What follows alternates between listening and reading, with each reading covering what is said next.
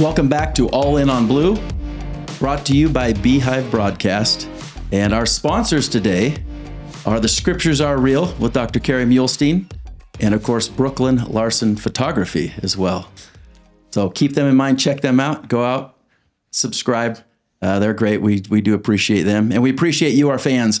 We've got today with us, I'm David, got Taylor and Keith, and we also have here our beloved producer. Thank you. Thanks for having me on again. Back again. BJ back from in action. Beehive Broadcast. Yeah, I just force myself on here every time. But I do have some cool announcement for our fans here. As you can see, we got some new merch in, All In on Blue. And here's the back here for you to look at. We don't have this up quite yet, but we're working on getting a store up. For those who are interested, we're going to start selling these shirts and some other stuff we're going to have as well. So some swag. Thanks for being a part of the All In on Blue family. All right, let's jump right in to our recap of the West Virginia game. Was BYU getting better in that game, or do you think they were just getting by? What did we see yesterday? It was a little bit a strange game, in my opinion. It was a weird game. It felt like the score at the end did not represent my feelings throughout the game. But there's a reason that the score is what it was at the end, because we kept having these weird moments throughout the game. And they had a garbage time touchdown, but we weren't pulling our starters. No. That garbage time wasn't really garbage time. Mm-hmm. So yeah, the score is what it was. And well, then they had an early garbage time. I think, what was that, at the end of the second quarter? Our All In on Blue text chain was funny during the game too. I thought every score that or the West Virginia had was garbage time. That's how. So if you're wrong, sorry, go ahead. I was just going to say, from last episode we had David making predictions, and he held up for some of it, but he said that their only touchdown would come, West Virginia's only touchdown would come in garbage time. So that happened at the first half. So we were just, if you take away the 2 turnover touchdowns that they got, right? Then your prediction was money. And then our other turnover that was at the other end of the field, that we probably, a couple of them, we probably would have scored, right? Then my prediction would have been. If you just changed the whole game, what happened to the weather? David's prediction was awesome. You also said it was going to be perfect weather. I said overcast. I said overcast, cool. It rained a little bit. It did rain a little bit. Yeah. There was a chance. That chance for a moment. It didn't rain long. But there was a lot of chances. Not enough to affect the game, really. We somehow lost on all of our chances. The reason that we fumbled was because it was raining. Yeah. Twice, 3 times. I think that was probably the story of the game for me, was how we've been so good at not turning the ball over. Yeah. And then it was kind of like it all hit at once. And I don't really know how much of coaching ball security changes your mindset of holding onto the football. But when you're not thinking about it, that's when it happens. Yeah. So hopefully that is a point of emphasis. Yeah, but were we getting back to the question? Were we just getting by? Is this the same team that we're just not sure about still? They're getting by, they got the win, or are they actually progressing? Is this a team that going into the gauntlet starting with Arizona next week, are we going to are we really improving? Are we going to really compete? So you look at this, and I think I guess there's both ways to look at it, right? If everything goes well, do we have the talent? Yeah, I think we have a pretty good team. But you can also look at it and say, if we didn't get that pick, they were going in to score, right? A few more things happen and we lose that game, which to me is terrifying, because you look at how West Virginia, if you go back to our discussion before that game, no one thought they had a chance, and they were right there in it. A couple things happened different. So I don't know. But I would say, except for turnovers in this game, we're growing, right? The improvement by the offense in particular, and in the passing game with Bear Bachmeier checking out. Yes, he made some turnovers, but take away those turnovers, right? Which can be as you mentioned, Taylor, that's something you can work on coaching, keep it in the top of your mind to wrap that ball, both arms as you're going, as you're going into traffic. You can fix most of that. Yeah. And that aside, setting that aside, I think this team, particularly on offense, made some significant strides in this game. I do too. And I think that the offensive performance that we saw was one we hadn't seen up to this point, even against weaker competition, where Bear was, say what you will about Bear's arm, but man, he was making some good throws deep on the money to his receivers. That chemistry looked like it was there more than it has been. That ball that he threw to Chase Roberts, I think it was on a post slant, something like that. Man, that was just in stride. Chase didn't move at all. He just kept running, caught it right at his chest, and should have probably scored. But he's old. He's an old guy.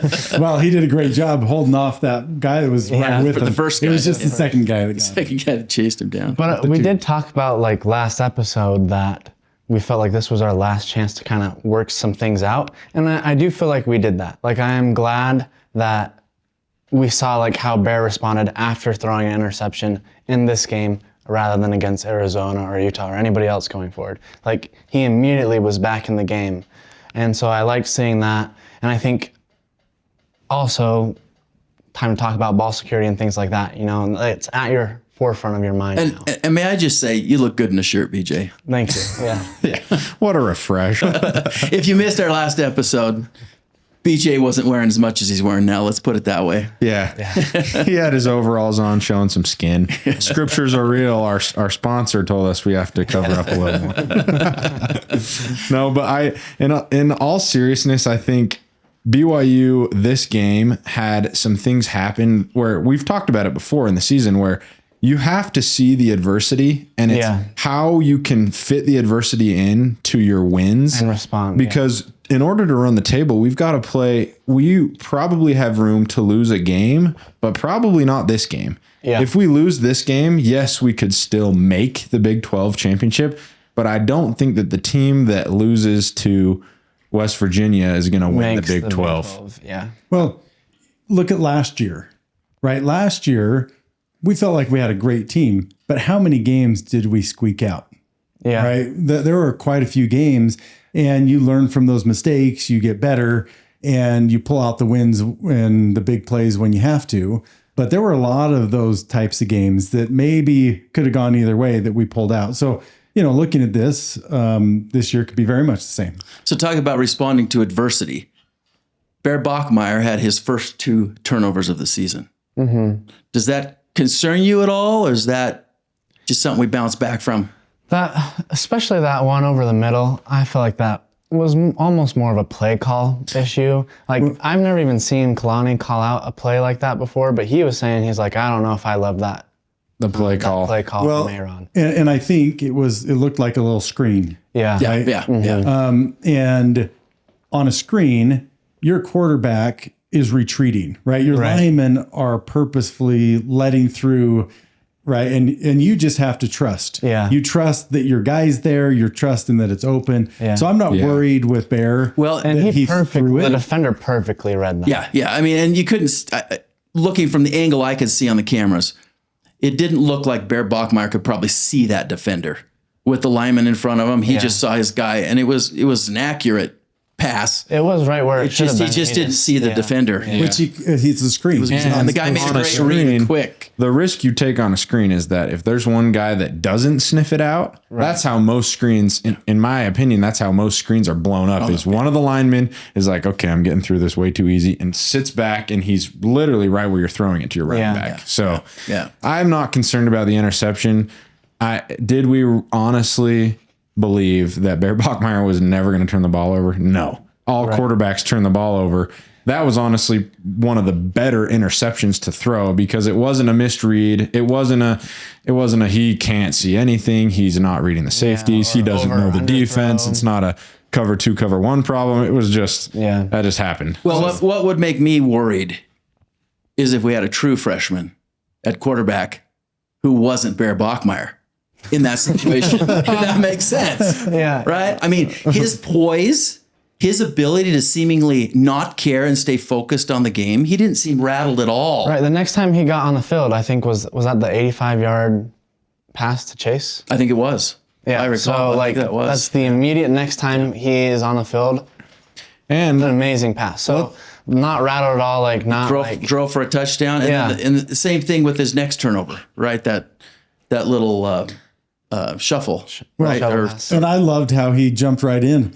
The pick happens, and he's going after the tackle. Like he's not like most quarterbacks. He's right in there. Yeah, he's like, I'm going to stop you from going anywhere. Yeah. And true freshmen, typically, they're going to get rattled. First time in a big setting like this, oh no. And things just tend to spiral after that point. One thing that bodes well for Bear is that he's got some swagger and some confidence of the past 5 games. Yeah. He knows what he can do, and he knows that he can do it. And so when he throws an interception, he's not going to the sideline being like, man, did they make the wrong decision putting me at quarterback? Should it be McKay in here? It's not the mental. He knows, oh man, well, I threw interceptions in high school. everyone throws interceptions. It's not, I mean, he had an impressive streak to start the year. And give credit to the coaches as well for that, because a lot of the confidence, particularly in a quarterback, comes from the coaches feeling comfortable and letting the quarterback know that they're comfortable with him, instilling that confidence. He knows they trust me to make decisions. And they've done a great job, I think, from the very beginning of this, starting at fall camp, of little by little building that confidence in him. Yeah. And it's a fine line, because you can get into at the beginning of a season with a new quarterback like that, where you're holding back some of the playbook. It can be conveyed to that quarterback, especially true freshmen. They don't trust me. Yeah. But they did a really good job. And kudos to Roderick, the whole coaching staff, especially on the offensive side of the ball, for building his confidence little by little, where he can be so poised and feel confident making those decisions and feel comfortable making mistakes, knowing he can bounce back. Well, obviously there are things that concern me in that game, but if you take Bear and his play, the interception didn't. In fact, this game, I think, gave me more confidence in Bear than any other game. And part of that is maybe the play calls. But with the play calls, like, could he have done it in earlier games? Probably. But his ball leaving his hand looked good, tight spiral coming out. Sometimes, the reads, there were a few tight coverage. I think... who was it? There was one right down the middle, kind of in a triple coverage. Yeah. And then the only spot it came That was Parker Kingston. Yeah. To me, that was the best pass of the game. What a game from right Kingston. That was big Bear. comeback game for Kingston. Yeah. Sorry, David. What were you saying? I was just going to say that particular play to Kingston was the most impressive. I mean, maybe not the most impressive play of the whole game, but from a passing accuracy standpoint, to get that read, deliver that ball between those two defenders up the middle, that was... I agree. I think that was the most, but even his passes, there was that... We talked about the skinny post, and that pass was, if he had to slow down at all, if Chase had to slow down... We're looking at a 15 yard gain. And he gets tackled, but it was so right on that he was just in stride and he had to let go. He had to let go of that play before Chase got there. I mean, that's total read in advance play to deliver that. He's slinging it too. There doesn't look like there's any hesitancy in, is that the read? I mean, he's throwing the ball with some velocity on it, and you can tell it's looking good. I do wonder with Bear, sometimes he's looking downfield. You can tell he wants to throw it. And obviously on TV cameras, you can't see where all the receivers are all the time.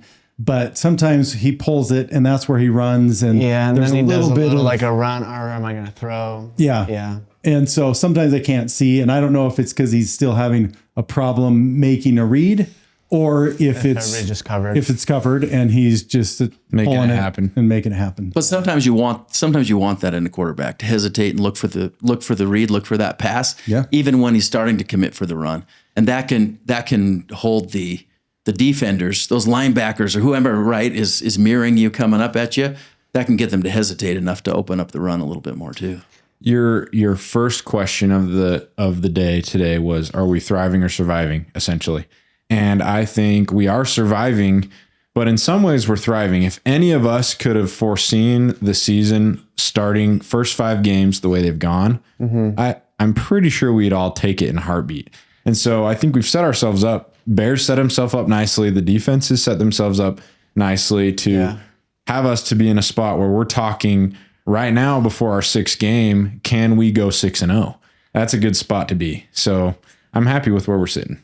So this game shows some new explosiveness with our offense that we're talking about, particularly in our wide receiver room. I mean, we saw Chase Roberts have an amazing game. He's had a great season all season, but really come out.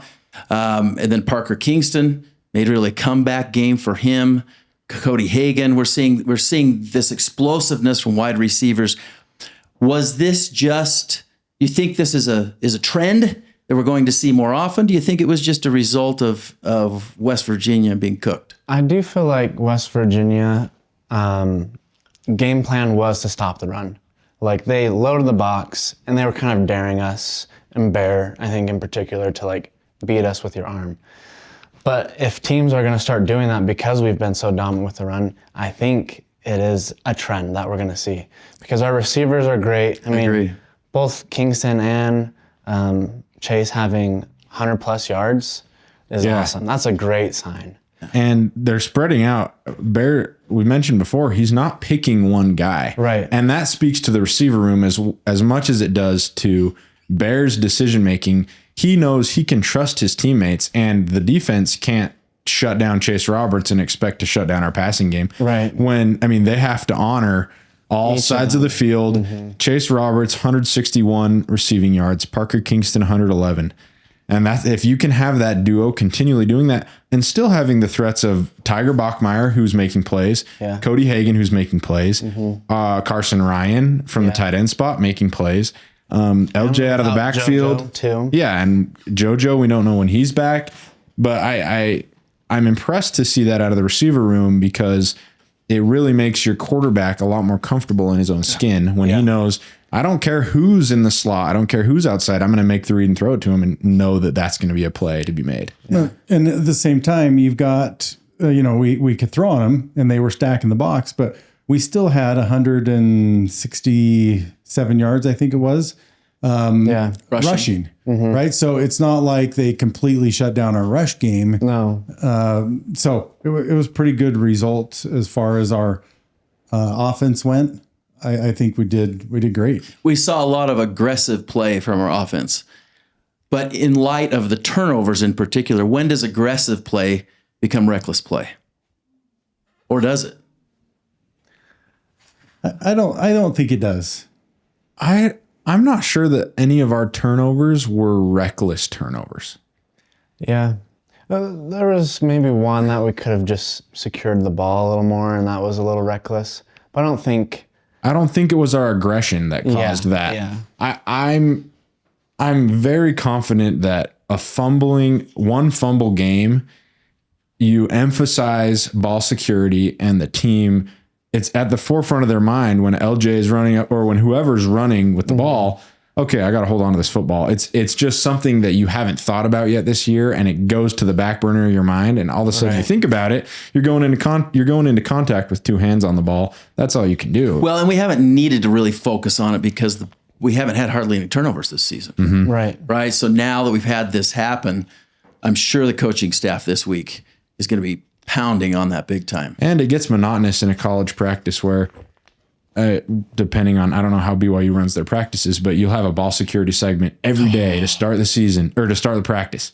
Every single day you've got this ball security thing. It almost becomes here we go. I hated those. Again. Oh, I hated those. They come up with some crazy stuff in college football to do ball security. They toss you, what you guys do, the one where they toss you the ball, you got to jump up. Well, I played running back for quite a while and a little bit in college.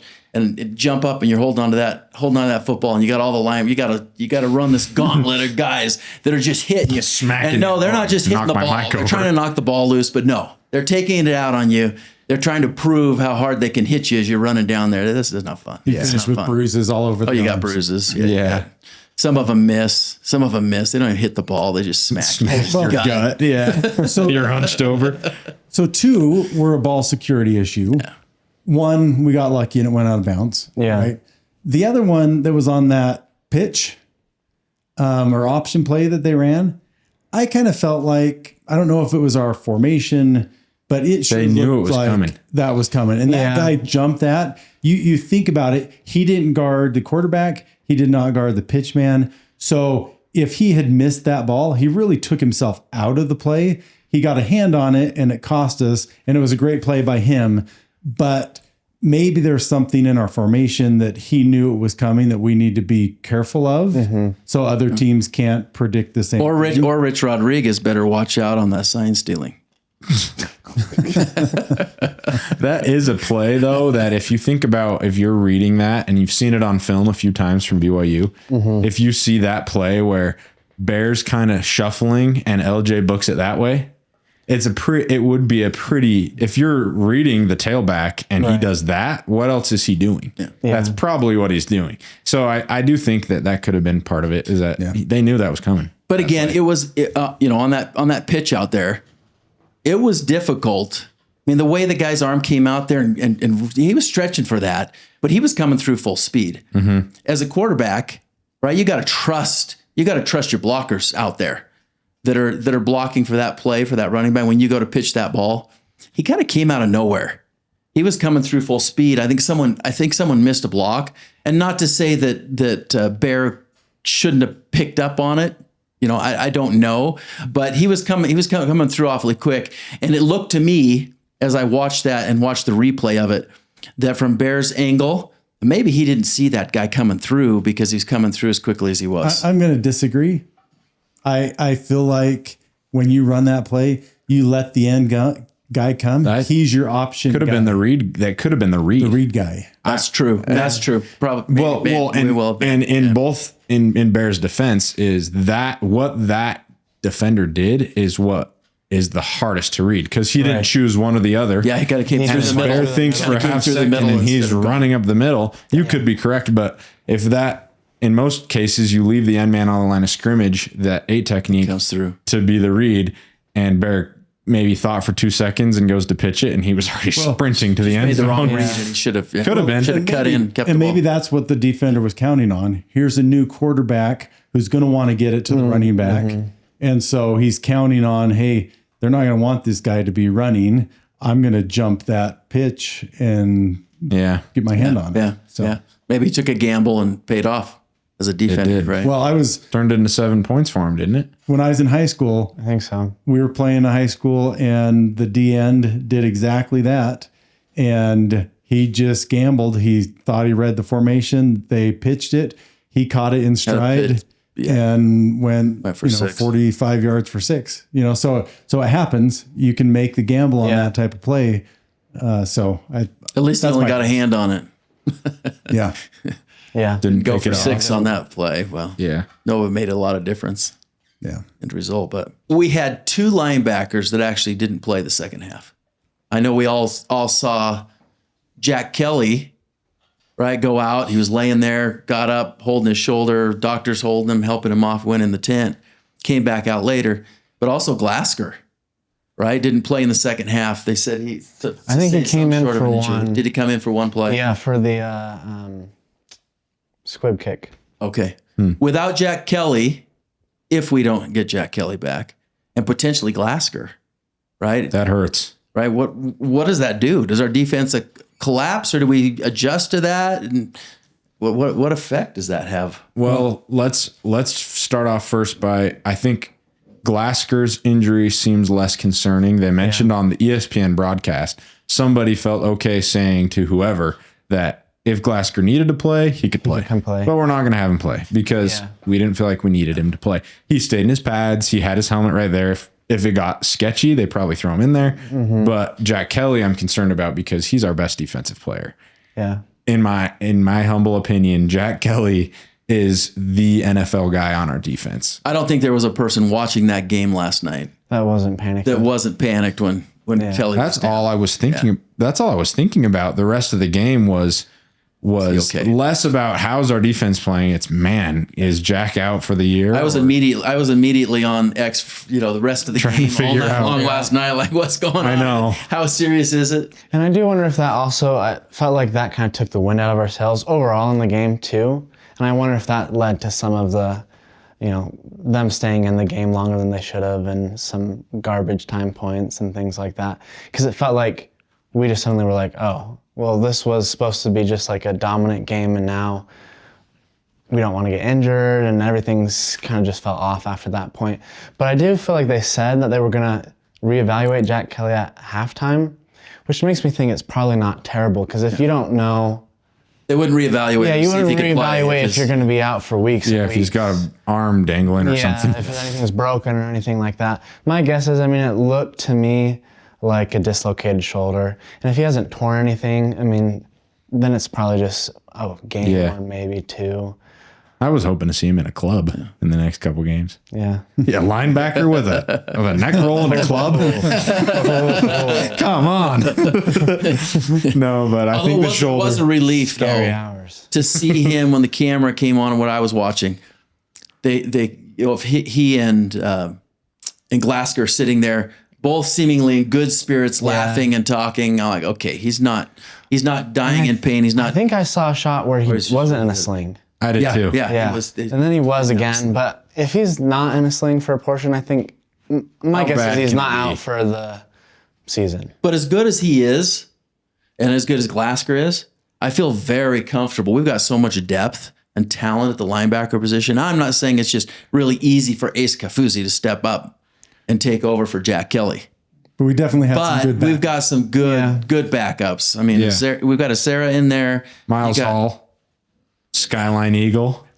Friend of the show. Friend of the show. Miles Hall, number 21, played a good game. So we've got some depth. We're gonna be good, even if it takes a while for Jack Kelly to come back. I do believe that. I think we'll still be very good, but it is gonna hurt a little bit. His speed, his ability to pursue behind the line is second We hope level. he's back. Yeah. And I was listening to Jay Hill was talking about how his defense right now has been pretty well set up for Jack Kelly to make a lot of plays because he can make them. Mm-hmm. And we may have talked about that on this show, but Jay Hill, he plays to his players well. He knows, okay, this guy's got this assignment, this guy's got this assignment, and this is our attack player who's making tackles behind the line.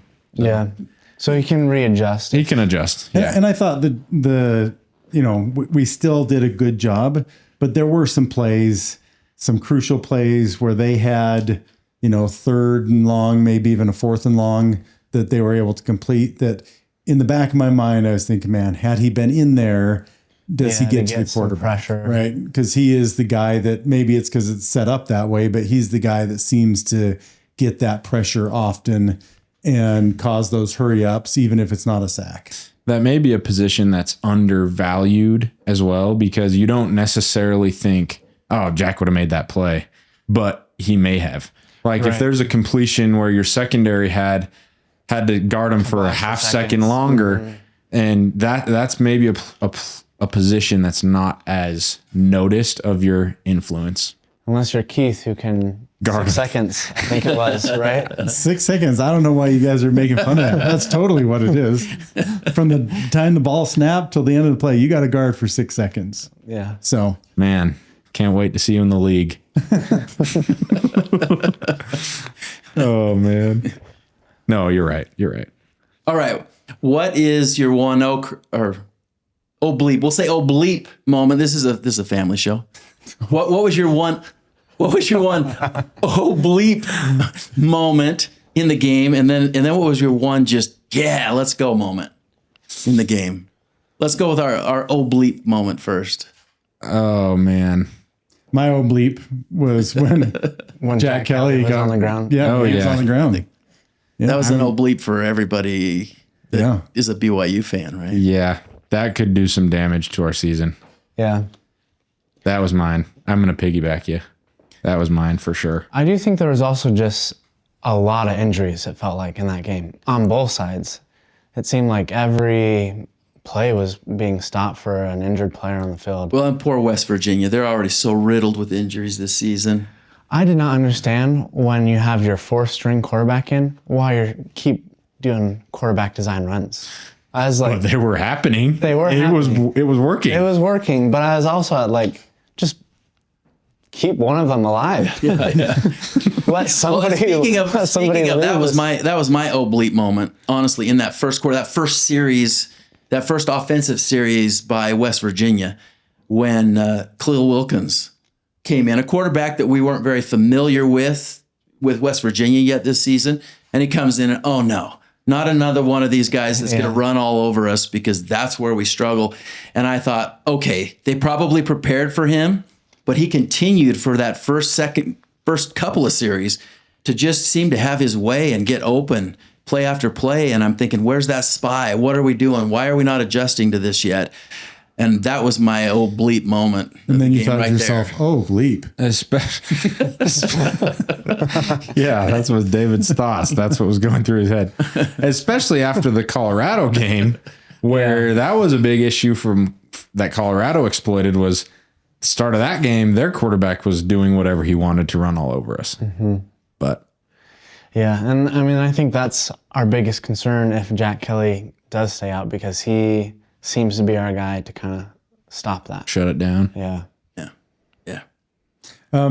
The opposite for me, it was seeing Bear's arm really for the first time, right? I felt like the spot on passes, like I was super excited. I think that's something that we haven't seen. You know, we saw glimpses. We've seen a few good passes, but he was throwing really well and on the money and with velocity. And I was really excited. To be more specific on that, my let's go moment, that brief moment, was that pass to Parker Kingston up the middle. I have to go with that. To me, I was like, yes. That was a great pass. That wasn't, I mean, Bear made lots of good passes. He eclipsed that 300-yard mark like he said he would. Let's focus on that for a moment. Thank you. Yeah. Put in the comments how much you appreciate my accurate predictions if you'd like. No, but that particular pass to me was like, okay, Bear has arrived. He's no longer a true freshman in my eyes.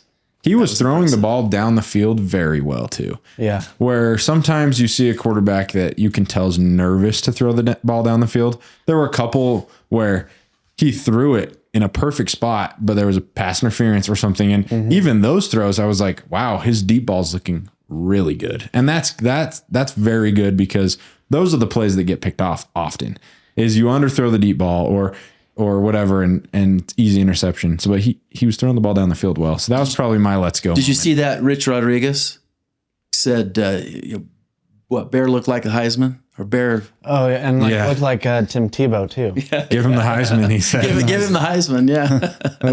It's good to hear. Yeah. Well, joking or not, it was good to hear. Yeah. Tell us in the comments whether you think Bear deserves the Heisman or not. And tell us if you had any other let's go moments. Well, I had one other let's go moment, and it's just seeing, I think, Kingston kind of get rid of the yips that he had in the first little bit of the season. It's going to be so important for us to have lots of dynamic receivers, because I feel like that's where Bear is going to thrive. And so just seeing him kind of get going and get his confidence back was a big moment for me too. So if you follow Joe Wheat, this was a pretty impressive statistic that I saw. I follow Joe Wheat on. I just laugh because he's funny. He makes me laugh on Twitter. Is it the 4? X. What? Is it the like? No. So in the first 10 offensive drives by BYU in that game, if you take away the turnovers, we were at 92%. What's the term? 92% available yards, right? As an offense, which is unbelievable. What does that mean? That's the efficient. That means when we attempted to gain some yards, we gained those yards every play, right? So incompletions go against that. A number of things can go against that, right? But if you get 92% of the yards available to you on a particular play, is it based off of expectations? The expectation of the play. Okay. Huh. We were at 92%. It's basically an efficiency rating for your offense, right? Yeah, that's cool. That's amazing. I mean, that's unheard of. Really. Yeah. To me, I was so impressed when I saw that stat. But unfortunately, we can't take away. The turnovers. Okay. Yeah, with the turnovers and, If we and a played a lower perfect number. game, our game would have been perfect. All right. So let's put back in the turnovers and let's give a grade for. Let's start with offense. One word grade for our offense in that Offense. game. Offense. Offense. I'm going to give our offense a B. I'm going to give them I saw some good things. I'm going to say B+. I would have gone an A-, I think. Probably if it weren't for the turnovers. With the turnovers, I'm going to give us a B. I was also thinking of B because the same thing. I feel like we had some amazing moments, some of the best moments offensively so far, but also maybe some of the worst moments offensively. So That was a long run on compound word you gave us for that. That's what I was thinking with yours. We scored. I gave it a B. You The got one a full word. explanation is why a B. We scored 38 points. That was Yeah. the final. Yeah. yeah, And if you score 38 points, you better win the ball game. And the defense knows that. Yeah. All right, let's talk about defense. That's why my B+. a little bit short of our 49 and 10. Yeah, but You're we right. still had 3 turnovers. Yeah, we did. So a B+, can you give a No, you're right. You're when right. you have 3 turnovers? I just did. Maybe put on those goggles when you give us sorry. a B+. A B+. I really liked what I saw from the passing game in Barrett. Yeah. Yeah. And even including his interception. That's, to me, not a concern. I'm not worried about that. I think that's a play call. That's a situation. But And our receivers, not only their ability Yes. to focus on and make some great catches, but then the yards after the catch. we've got Parker Kingston won the 100-meter dash in high school. So did Cody Hagan. Cody Hagan, yeah. I think, one of them may have speedy. the record. You see Parker running and you're like, nobody's really going to catch him. Yeah. And then we got our slow receiver in Chase. Yeah. He's really fast. Who's our best one? He's our best receiver. But he's 6'4". I mean, I shouldn't say he's not fast. At 6'4", to run the way he does and accelerate the way he does, that's He's pretty fast. impressive. Yeah. He's fast. And there's definitely speed. You could see him, stride for stride with a corner. Corners are never slow. I was a corner. No, Well, we can take that back then. I guess corners can be kind of slow. Corners can be slow if they play for West Virginia or Del Campo High School. so He got fast, though. At BYU, he got faster. Let's, we might have some behind the scenes content of all of us in a sprint together. We'll decide who's the fastest. So stay tuned. Follow us on socials, on Blue. BJ will You're be, going to see some behind the scenes of us sprinting. We'll see who's fast. BJ is going to be in his short shorts. But you're going to have to put up with an hour of stretching first before we run that sprint. we're going to have 2 divisions, the under 35 and the over 35. Why, you guys can't beat us or what? Yeah. Because I know I have David. Well, at 36, I got, All right. One word grade for the defense. Let's start with you, BJ. You look like you have something on your mind. I don't know. I'm feeling maybe a B-. Because of Jack Kelly's injury, B-. Because of Jack Kelly's injury? Jack Kelly's injury is like... They shouldn't have done that. Can't get injured. Well, I'll go B-. I'll go B-. I do think there's something to that, right? Because I think the defense, had he stayed in there, had we not had injuries, we would all give him a better grade. But with his injury, right, which was part of the game, I would have to say, when you let that many points get scored against you, and it's a West Virginia team, I would have to say probably more like a C+. I'm going to politely disagree with all of you. Yeah. All of our points were in garbage time. No, but they scored 14 points off of turnovers in their red zone where we turned the ball over. That was the offense's fault, and the defense actually got that stand, that goal line stand. That goal line with, stand was 6 inches, and With they our pushed him backers back, out. and With that our was backers like, out. Yeah. So You're right. I would give our defense probably a B+, maybe even an Our A-. offense put them in a bad On that position. cusp of an A. Tanner Wall minus. with an interception, too. That Good looking interception. a Friend of the show. strong B+. He is a friend of the show. We'll get Tanner Wall on here. Come on for us. But I do feel like then I didn't hear you say anything about that when you brought up the offensive grades. You better You can't better- have both. You better lower your I offensive did. grade. I said except for the turnovers. Didn't you Keeps hear the living in this world. Didn't you hear the 92% thing? Yeah. We were 92% perfect when we were perfect. The actual score of this game was 42-10 if you take away the turnovers, which was again my prediction for the game. Somebody did say, I heard, I don't remember where it was, but saying like in terms of like the college football playoffs and rankings and standings, they're like, when people went to bed, we were up 21-3. And they're probably like, oh, okay, we've seen this game. So So it hurt us last week and it helped us this The week. opposite of Give us the late games. So with that said, how much do you think weather played? I mean, first time we've really had any wet balls. rain, yeah. I know it wasn't raining hard, but But there's some wetness on the field. Are any of the injuries you think related to that? You know, slipping? Could be. Any of the ball security? What are your thoughts?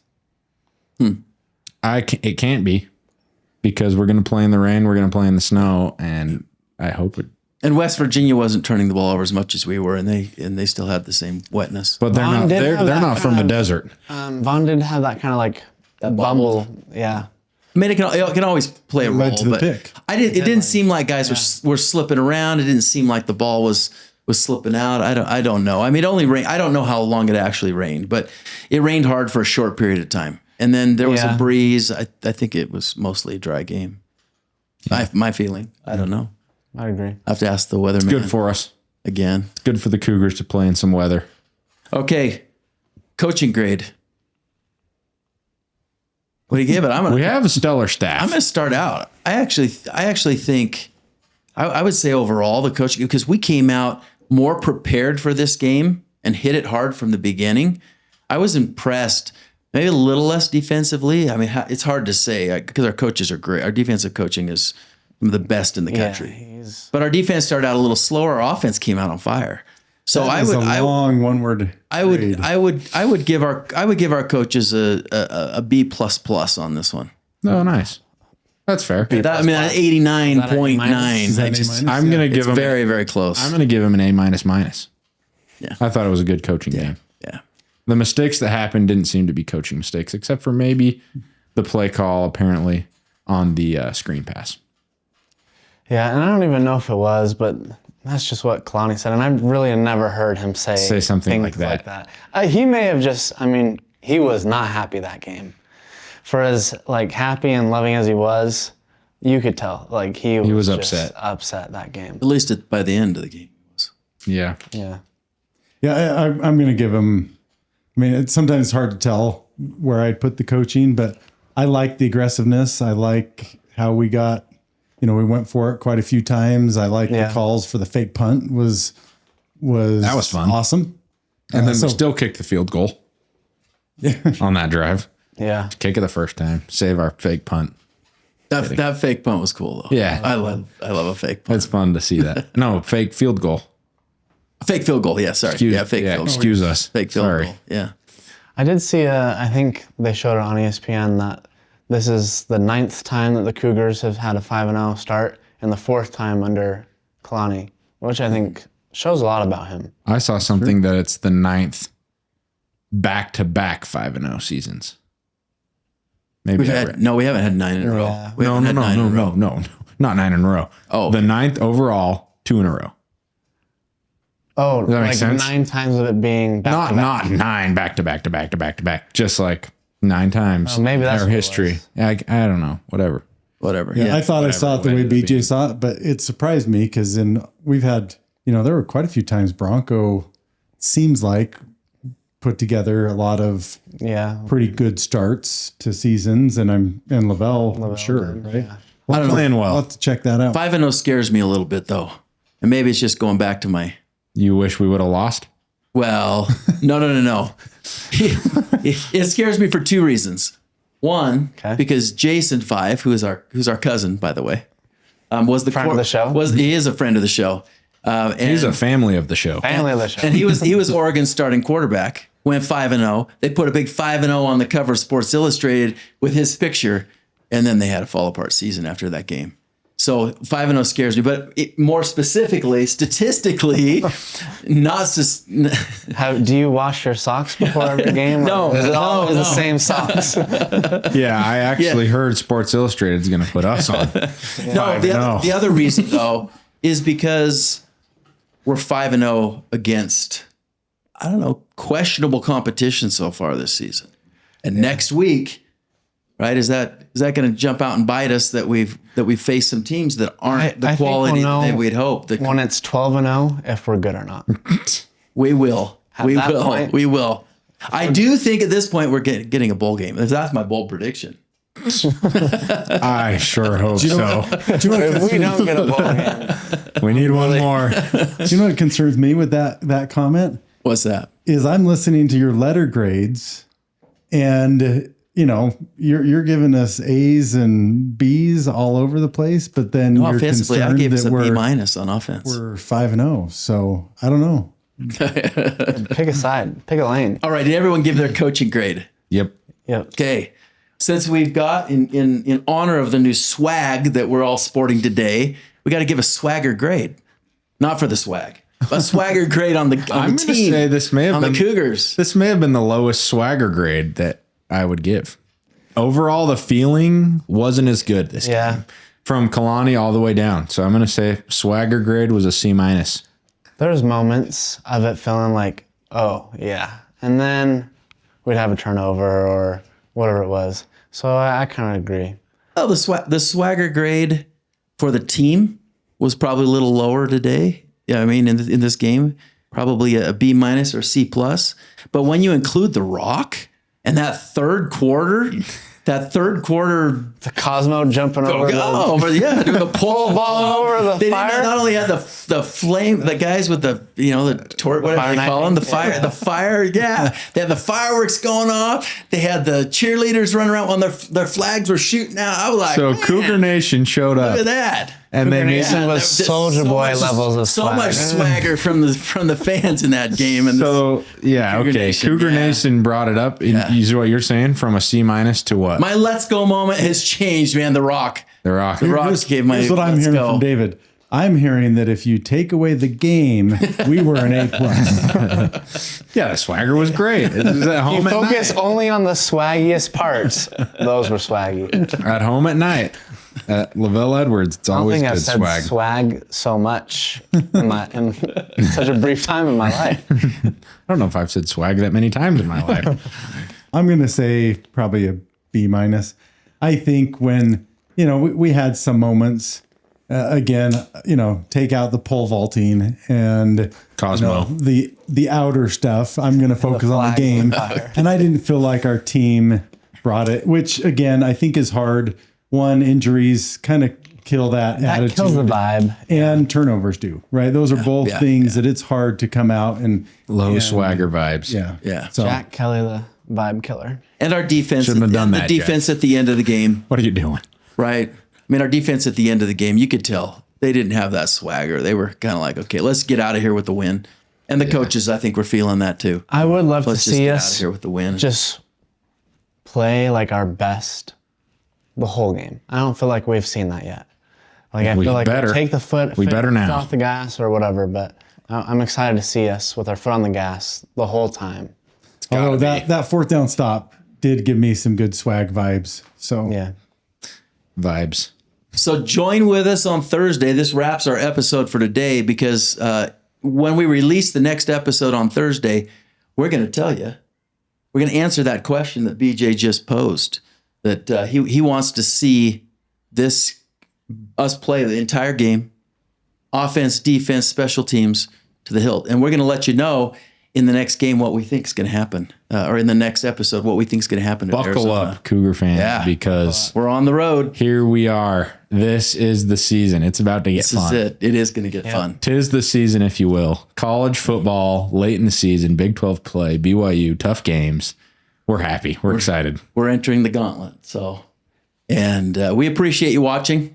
We appreciate our sponsors in The Scriptures Are Real, and also Brooke Larsen Photography, what she does. Check her out as well. Yeah, we'll tag our Instagram in the comments. Perfect. In the description. And of course, our producer, we're grateful to have him join us again, actually in front of the camera instead of behind the camera. Again. And Beehive Broadcast, they do a great job. And the work to our producing crew for the day as well. Yeah, thank you, everyone. So please, if you would, we really appreciate you. You make it happen for us. So please hit that subscribe button, and we'll catch you next time. All in on Blue.